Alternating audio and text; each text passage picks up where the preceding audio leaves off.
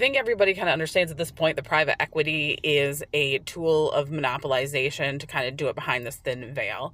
But I think the other point that people are missing, that it's also a tool to purposefully sink the American economy and the American government.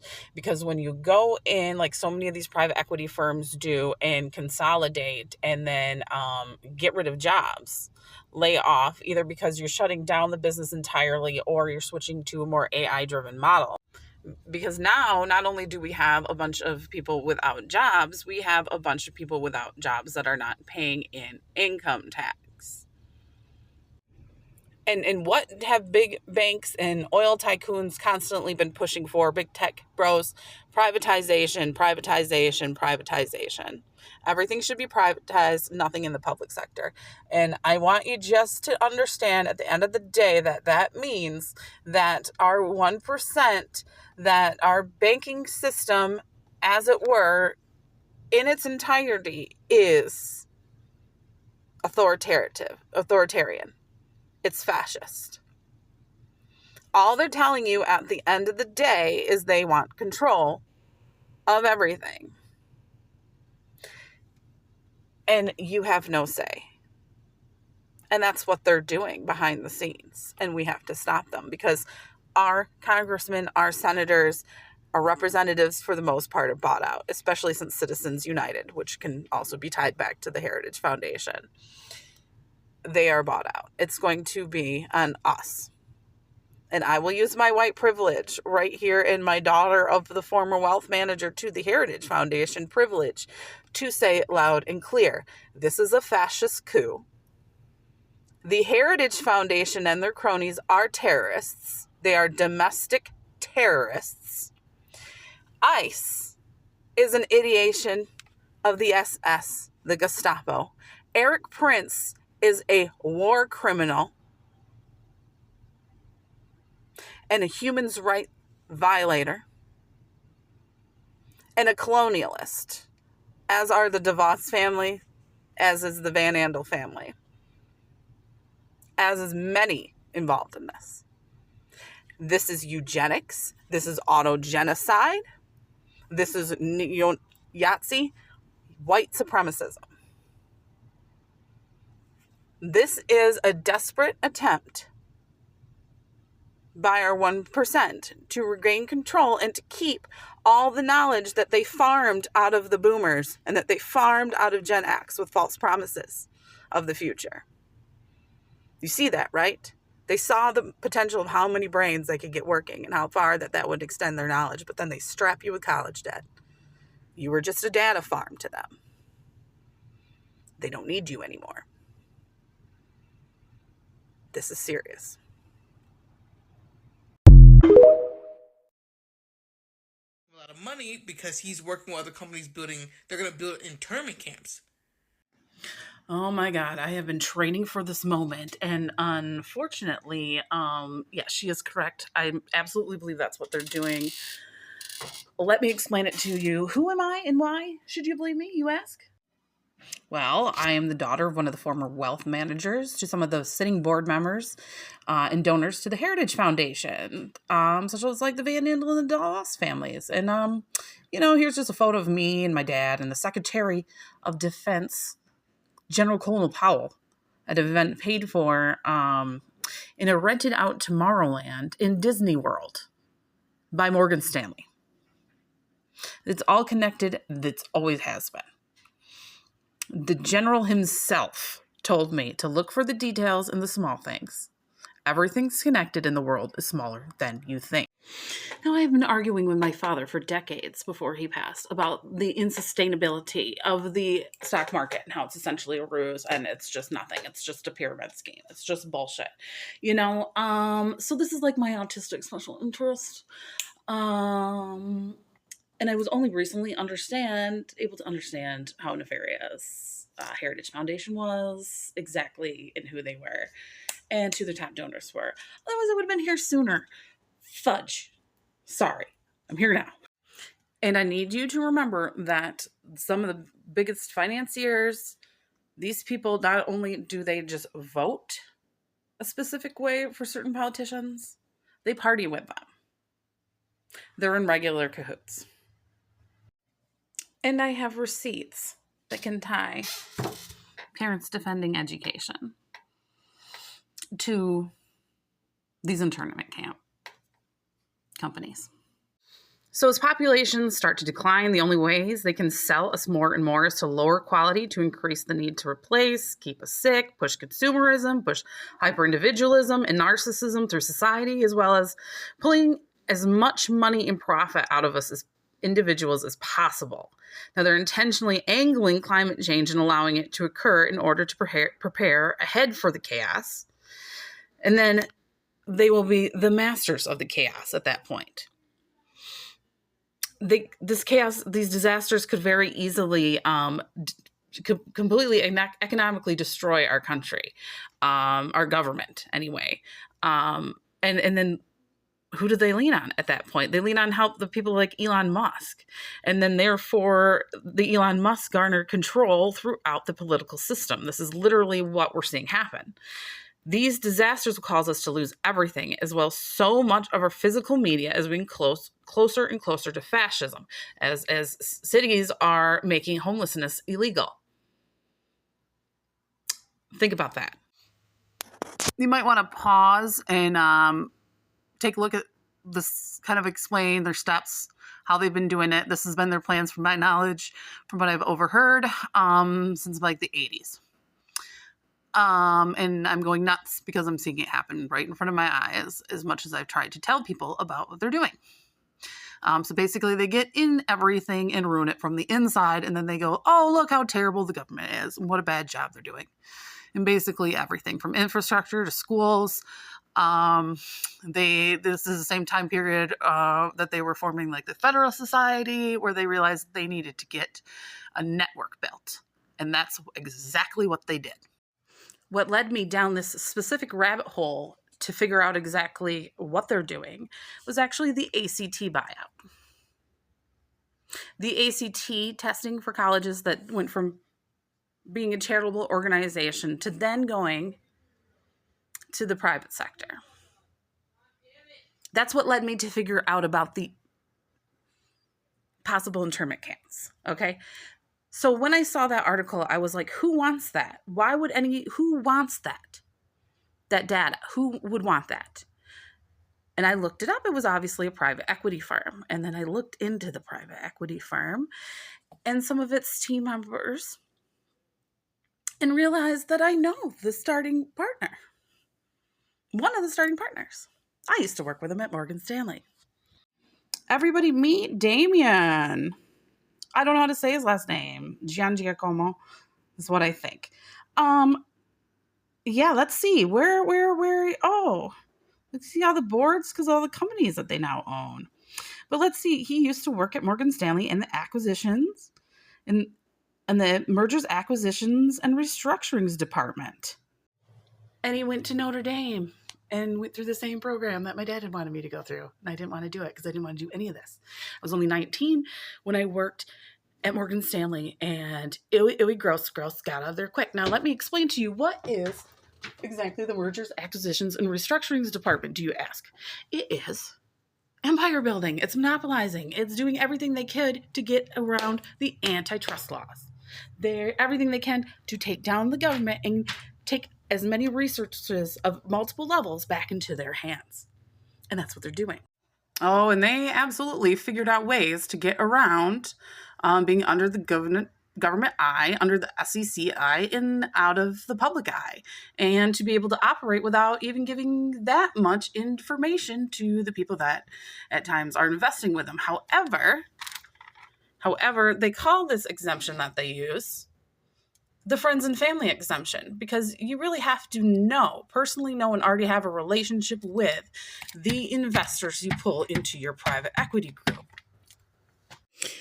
So isn't it interesting then, if you follow this friends and family loophole, that Nexus Capital Management works with, who's that? defendinged.org, which they have to provide this form, this brochure, to their investors. And then Parents Defending Education does silly things to try to thwart, see Notre Dame, isn't that funny? To try to thwart our eye. How so? Well, oh look at they don't like this Savas learning program that's being put through their school. But guess what? Nexus owns Savas Education. Oh, let's take a look, see at what they own. The ACTs, marketing, snacks, everything you need for your workers to be able to shave themselves, lighting, HDT Global is really fun. We're going to get back to that. Mauve Beauty, we could just switch over to get all the products that people need. Oh, Media Lab, let's look into that one too. Oh, look at, Savas Learning Company. Everything to help teach us anew. Toms, we'll probably be wearing Toms, in our little campy camps after they flood us out of our houses. But let's go back and look at HDT Global. Oh, look what they have. HDT Shelter Systems, Casualty and Disease Response Solutions, Air Assurance, Environmental Control and Carbon Protection, Military and Government Solutions, unmanned and off-road robotic vehicles that lightens a soldier's loads, or, can help get around when our infrastructure is completely destroyed due to national disasters, or that as well. Oh, and yeah, they also, own Media Lab. So they control so much of our marketing and media. It's nuts. And you say, what does Media Lab own? World Star Hip Hop, for one. That's fun, right? Immigrant Kick, Genius. Look at all that fun AI data they're getting to teach us anew and afresh when all of our physical media is gone. And let's remember that the Parents Defending Education people are really on board with the COSA Act.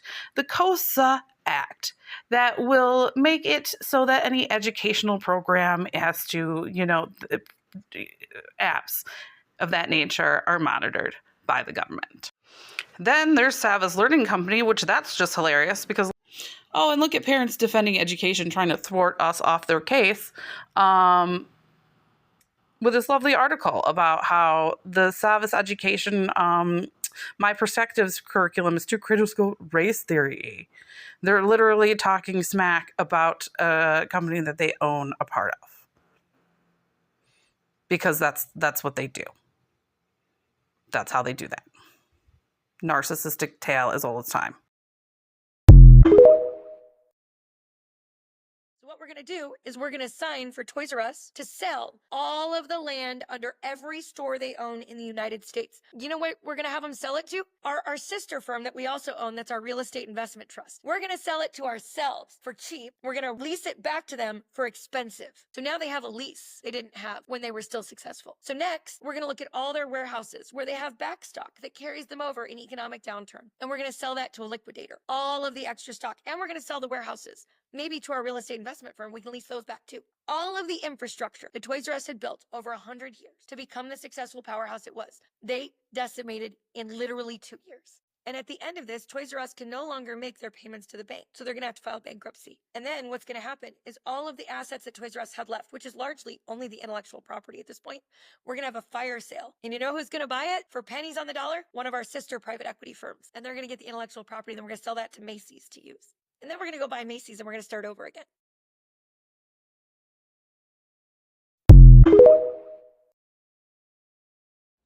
Last night, I started off by researching Hooters getting bankrupted by private equity and ended up uncovering the next 2008 level economic collapse. And they're hiding the bubble inside a private equity black box that makes it almost impossible to see what they're doing. Almost. This time, they're not going to collapse the banks and make it too big to fail. They're going to bankrupt the entire American pension system. I'm almost too afraid to make this video, but it has to be done, so let's get into it. In 2008, investors and bankers were able to crash the world's economy by engaging in risky, unethical bets and investments, and they did it right out in the open. They've learned, and this time they're doing it again. Bigger investments, bigger risks, same playbook, but they're doing it behind the smokescreen of private equity in bigger numbers. They're creating a bigger bubble than before, and it's not somewhere down the road. It's here, and it's about to pop. You see, for the last month, I've been trying to figure out why these companies that private equity had acquired were failing even though they were still succeeding. Joann's, 97% of their stores are still profitable, and yet they're still bankrupt. But they weren't bankrupt a year ago, and they still had the debt that private equity had stacked on them a year ago. So I wanted to know what changed. The same thing with Hooters. The same thing with... Now in 2024, private equity bankrupted 110 businesses, and that was almost double their previous record. There had been huge increases in the amount of bankruptcies each year over the past 3 years. But I didn't know what had changed because private equity had held many of these businesses for several years and they were still succeeding. Until I got my hands on an economic report and an article and found a term that nobody could explain to me. The term was back floating rate loans. I didn't know what that meant, and no article would explain it to me. So I had to go and do research in the financial prospectuses of a bunch of financial investment firms. Guys, in the last few years, private equity has taken out $3.8 trillion in adjustable rate loans. These are adjustable rate loans. These private equity firms took out adjustable rate loans. And so for the last 3 years, as our interest rates have gone up, every 30 to 60 days, the money due on the loans they stacked on top of these companies has gone up every 30 to 60 days. That's why these successful companies that private equity had acquired are suddenly bankrupt, even though they're still making money. They're bankrupt because they're paying adjustable rate loans. But it doesn't stop there. It gets so much worse because my next question is, why are the banks willing to give these risky loans to these private equity firms knowing it's going to cause them to fail? And the answer is because the banks aren't going to keep them on their books. The banks are immediately repackaging these adjustable rate loans as something called CLOs, right? Which are then packaged and sold off to our pension funds as really great debt. And they tell them that it's a diversified portfolio. Are you hearing The Big Short in real time? Literally, all of these companies are getting bankrupted in greater and greater numbers. And all of this debt is adjustable rate. And all of the bankruptcies are skyrocketing in this direction. And now, if you look at this graph, you can see that aside from 2020, which is obviously an anomaly, right now, private equity, that's the yellow section, has double the highest number of bankruptcies they'd ever had prior to last year. And that number is climbing this year, $3.8 trillion. $3.8 trillion in this debt, okay? I want you to look back to 2008. Do you want to know how many risky adjustable rate mortgages there were? $1.1 trillion. Do you want to know how many subprime but not quite as bad loans there were? $1.3 trillion.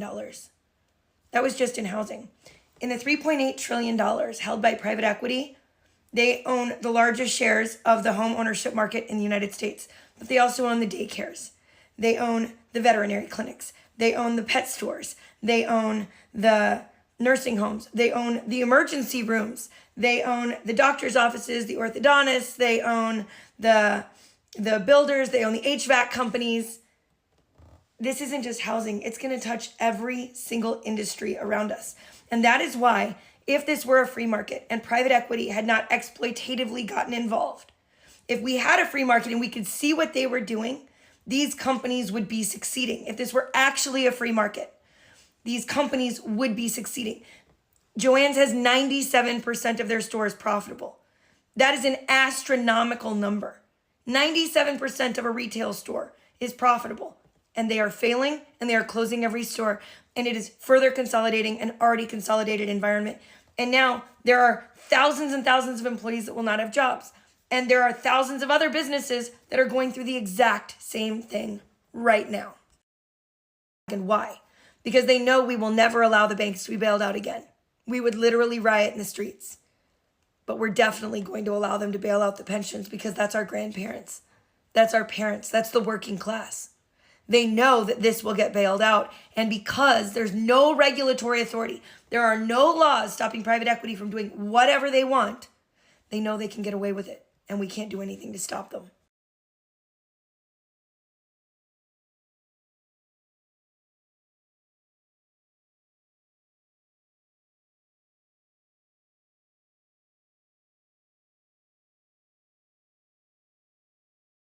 The most important thing you need to understand is this wasn't done by accident. This was done by blatant, intentional greed. The private equity firms wanted the cheapest debt they could get, and they believed arrogantly that the debt would stay cheap forever. They had 0% interest rate loans for ages. And so they took on these adjustable rate notes thinking what? They could keep refinancing forever out of it. It was arrogant. But it also meant that they got to collect bigger fees because they were taking risky debt that cost less. The bankers were happy to give them because they got higher fees on offering bad debt. They were going to get paid no matter what. At the same time, the private equity firms mandated in their contracts with these companies they acquired that they were advisors and that they were a management company. So they also get paid that way. And then they sold the land out from under these companies and all their assets and made themselves whole before any of this even began. They're already cash positive. The banks knew they wouldn't be held accountable because they were going to bundle it up and pass it off to the pensions. And even the pensions were reckless because they're buying these mechanisms because when you purchase into private equity, when you purchase private equity debt as a pension, you get to put on your books, especially if you have an underfunded pension, the projected gains for 10 years, which means for 10 years, it looks like that pension is more shored up than it is. And at the end of that 10 years, when it's time for that fund to close out, suddenly then all of the bad debt comes crashing down on the pension. But at that point, there's a new leader on the pension fund and they've kicked the can down the road. So even they were reckless. But at the bottom of all of this is the bankrupting of the fabric of our society. We are losing our businesses. We are losing our doctors. We are losing our orthodontists. We are losing our nursing homes. We are losing our funeral homes. And one by one, they're going to fall under the weight of this really horrible adjustable rate debt. And nobody is talking about it. I could only find 2 articles in very obscure financial magazines that even talk about these back floating rate loans. I have never been more terrified. And I talk about private equity a lot. I have a lot to say. But right now, all I want to do is get someone to pay attention that can make a difference in this because we have a problem.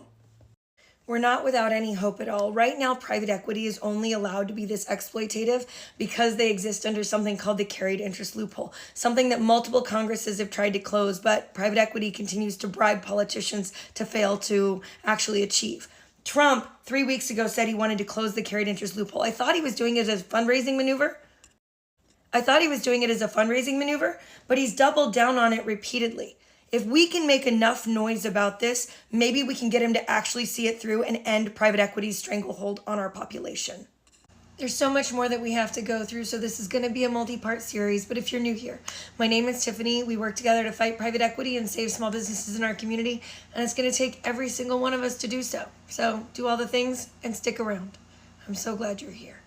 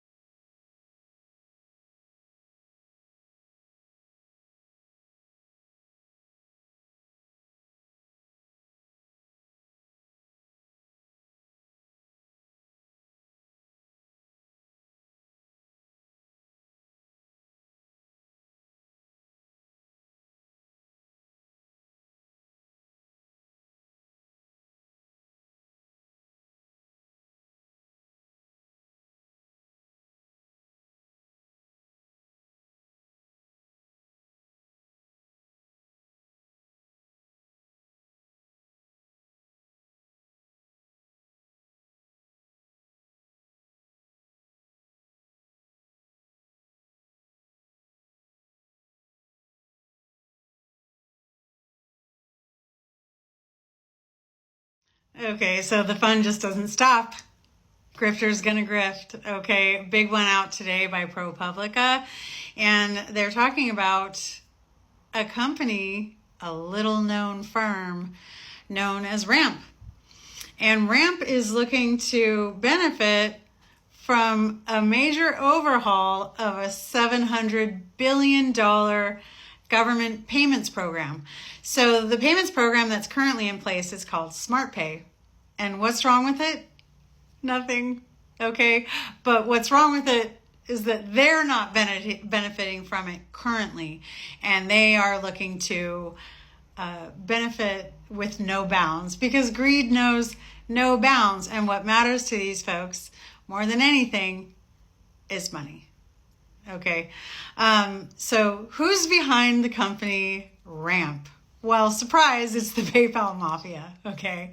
So it's Peter Thiel, Elon Musk, JD Vance, and it is funded by venture capitalists such as Keith Rabois and Jared Kushner's brother, okay, who started Thrive Capital, and his name is Joshua Kushner, and another company known as 8VC that is run by Elon Musk people, basically, okay?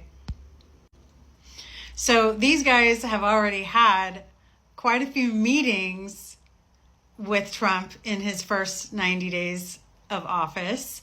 And even though there was like an open RFI, request for information put out, that lasted for like 1 week. So it really doesn't give any other companies a chance to effectively make a bid and participate in the fair competition for this contract. And so SmartPay has been worth hundreds of millions of dollars in fees for the financial institutions that run it. And that is currently US Bank and Citibank. And that's what these guys are after. Okay, the money. And according to Peter Thiel, there is no one better positioned to build products at the intersection of AI and finance.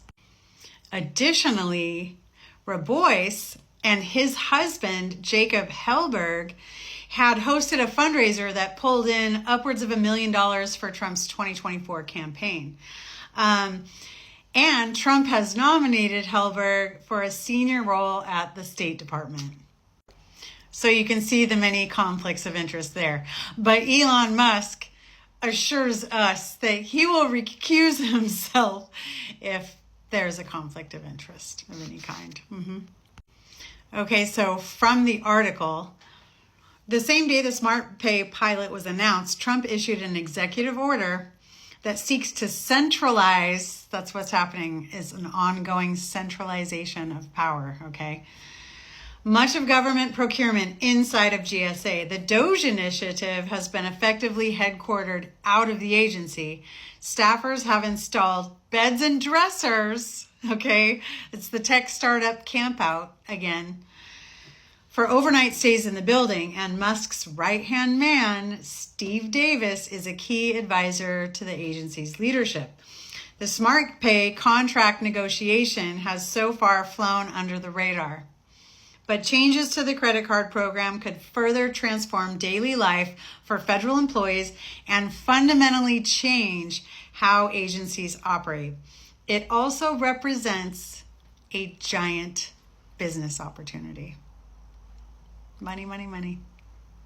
Money, money, money, money. Meanwhile, people are being rounded up off the street and shipped to El Salvador, never to be seen or heard from again. Okay, but these guys can't possibly get rich enough on the backs of the American taxpayer. What do you think? I think it's the technocrat, fascist, eugenicist, wet dream happening up in here, and it's disgusting.